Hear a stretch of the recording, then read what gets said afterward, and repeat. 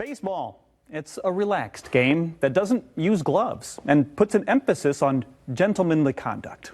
Well, that's what it used to be, and the city of Portage is taking us all back to yesteryear with an upcoming event. We've got Chris and Logan from the Continental Baseball Club Kalamazoo joining us this morning to tell us about this vintage baseball event. Good morning, guys. Good morning. Thanks for having us. Chris, and I should say your son, Logan, is here.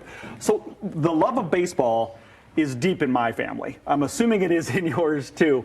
But baseball has changed. Talk about what vintage baseball was like, Chris.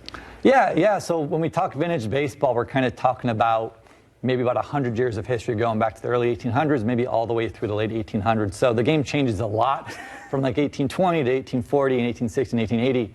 In Michigan, when we talk vintage baseball, we're often talking about 1860s baseball. So we're talking early 1860s, mid 1860s. That's what Michigan vintage baseball tends to be. Okay, and so we should talk about the rules, because if somebody pictures a baseball game, I mentioned at the top, there's no gloves. No gloves. So how were they playing this game so differently back in the day? Carefully. Carefully is a good way to say that, right? Yeah, so the game was very much a gentlemanly game. You had people in the 1840s who didn't have to work for their careers. So they were country club people, and it was a nice, easy game. As younger people got more and more involved, the 1860s started getting more and more competitive. They started to throw the ball faster, right? Throw the ball harder. Things got a bit quicker, and so you started to come up with this problem of, hey, like our fingers really hurt, right? So once you get to the later 1860s and in the 1880s, then yeah, you do start getting guys who get some gloves.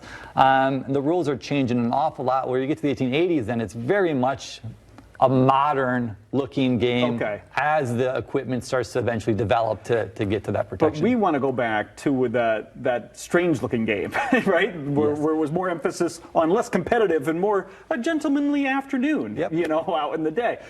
But Logan, are you a baseball player?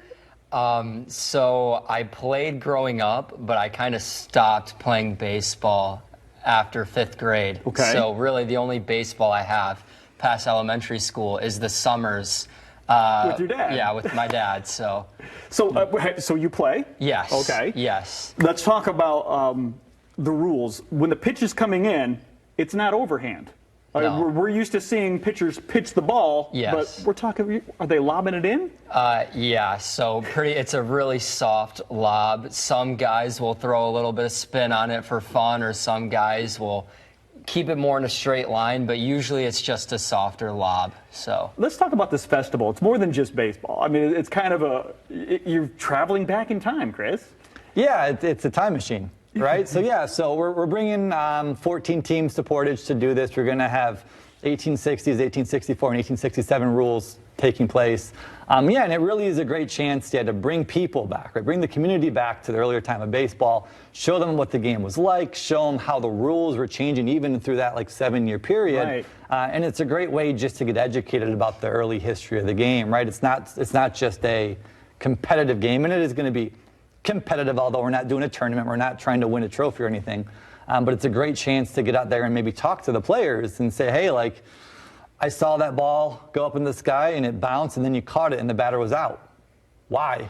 Right? Why is there no infield fly rule? Why was the ball fair if it went way left to third base? So it's a great chance to come there and ask the questions to see about how the game started when it was first written down in the 1840s, and then how it developed into these very quirky, somewhat strange rules to the game that we watch on TV today. Yeah, anybody who loves baseball knows there's a lot. The rule book's pretty thick, right? Yeah. It's pretty short in the 1860s. Yeah, there weren't as many rules back then. No. So this festival, let's get the dates and the times up. We really want folks to show up. I mean, they're going to see a great game, and you're going to hear a lot about baseball.